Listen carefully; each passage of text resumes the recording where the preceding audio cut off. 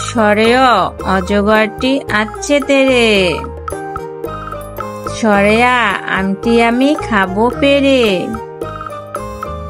রস্যই ইঁদুর ছানা ভয়ে মরে, দীর্ঘই ঈগল পাখি শিকার ধরে।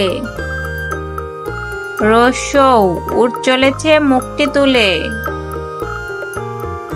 দীর্ঘৌ দীর্ঘটি আছে ঝুলে। ঋষি মশাই বসেন পূজায়, লিকার যেন ডিগবাজি খায়।